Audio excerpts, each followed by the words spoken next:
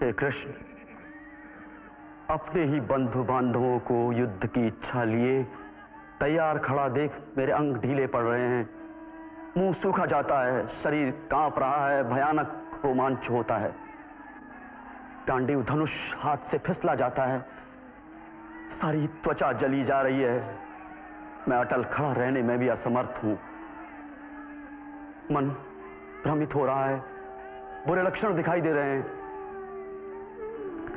हे केशव,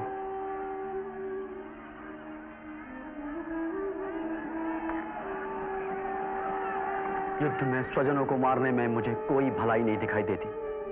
नहीं चाहिए मुझे विजय, राज्य, सुख। ऐसा राज्य हमारे किस काम का? ऐसे सुखों या ऐसे जीवन से क्या लाभ जिनके लिए हम राज्य, विलास और सुखों की कामना करते हैं? वे सब तो यहां अपना जीवन, धन छोड़कर खड़े हैं।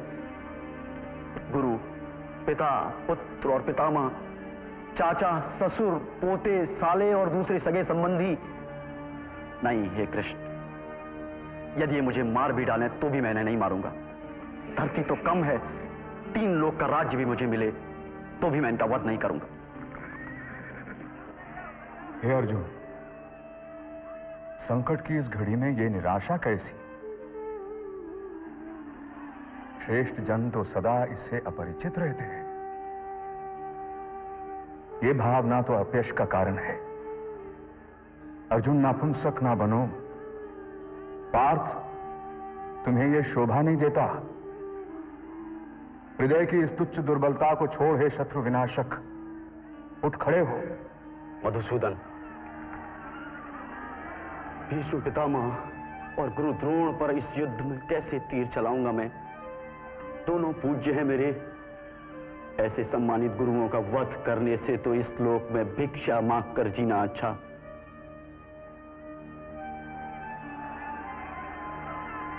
मैं कायरता के दोष में डूबा हुआ हूं। मति मारी गई है मेरी, कर्तव्य की राह से भटक गया हूं मैं। इसीलिए पूछता हूं हे कृष्ण, मुझे वो उपाय बताएं जो निश्चित ही कल्याणकारी हो। मैं आपका शिष्य, आपके शरण में हूं, मुझे शिक्षा दीजिए।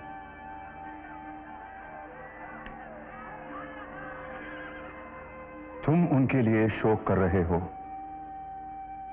जिनके लिए तुम्हें शोक नहीं करना चाहिए, और फिर बुद्धिमत्ता की बातें कर रहे हो। अर्जुन, बुद्धिमान तो कभी मरे हुओं या जीवित लोगों के लिए शोक नहीं करते।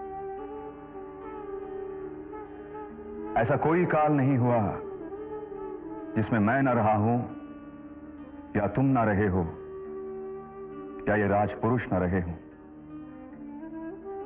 और ऐसा कोई काल होगा भी नहीं जिसमें हम सब न रहें। जैसे कोई मनुष्य अपने पुराने वस्त्रों को छोड़ नए वस्त्र धारण करता है, वैसे ही जीवात्मा एक शरीर को छोड़ दूसरे शरीर को धारण करती है। अपने कर्तव्य को देखते हुए तुम्हें भय नहीं करना चाहिए, क्योंकि एक क्षत्रिय के लिए धर्मयुक्त युद्ध से कल्याणकारी और कुछ नहीं होता। कर्म पर ही तुम्हारा अधिकार है, उसके फल पर कभी नहीं। कर्मों का फल तुम्हारा उद्देश्य नहीं होना चाहिए, और ऐसा भी ना हो कि कर्म ना करने के प्रति तुम्हारी आसक्ति बढ़े।